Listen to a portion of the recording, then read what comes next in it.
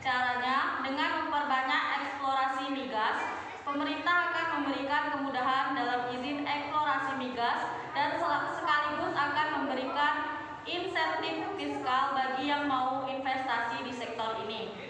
Yang kedua, mengurangi pemakaian bahan bakar minyak atau BBM karena sebagian besar BBM dalam negeri berasal dari impor. Caranya dengan memulai mencampurkan 10% biodiesel ke dalam solar. Yang ketiga, mendorong secara pasif pengembangan energi baru dan terbarukan.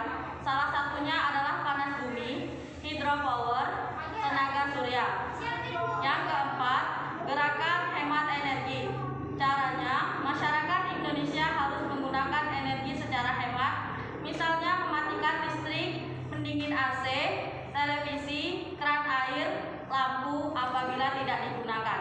Selanjutnya akan dilanjutkan oleh Niko. B. Energi alternatif. 1. Energi biomasa. Energi yang dihasilkan dari bahan yang berasal dari semua makhluk hidup, mulai dari tumbuhan, kotoran hewan, juga kotoran manusia. Bahkan bahan-bahan yang berasal dari tumbuhan nantinya akan dilakukan proses pembakaran sehingga dapat menghasilkan bahan bakar nabati atau disebut juga dengan BBN. Sedangkan bahan bakar yang dihasilkan dari gas kotoran hewan dan manusia disebut dengan energi biogas. Kedua, energi biomasa ini dapat digunakan untuk memenuhi kebutuhan rumah tangga sebagai bahan bakar pengganti energi fosil. Penggunaan energi ini pun dapat dilakukan secara berkesinambungan karena dapat terus diperbarui. 2. Energi matahari. Energi matahari juga termasuk dalam daftar macam-macam energi alternatif yang bisa digunakan sebagai pengganti energi fosil. Sinar dan panas yang dipancarkan oleh matahari bisa dimanfaatkan sebagai sumber tenaga listrik. Yang ketiga ada energi angin. Sumber energi ini tidak lain dihasilkan dari hembusan angin yang diolah dan dikumpulkan menjadi suatu energi yang besar. Biasanya energi ini dihasilkan dengan menggunakan kincir angin. Cara kerja kincir angin ini memang sering sekali terlihat gerak lambat.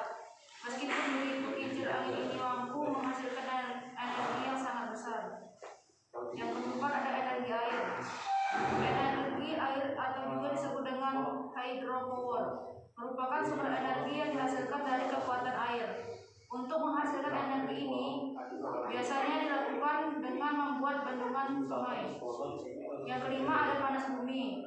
Jenis energi alternatif yang satu ini juga memanfaatkan daya panas tetapi panas dari dalam bumi. Yang keenam ada etanol. Jenis energi ini dihasilkan dari proses fermentasi tanaman seperti jagung dan gandum.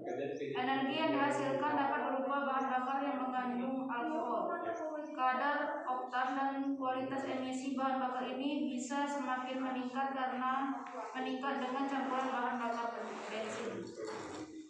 C. Dampaknya bagi kehidupan. 1. Pencemaran udara CO2. Penyambung utama sektor pembangkit listrik. 2. Kerusakan lingkungan di daerah tambang.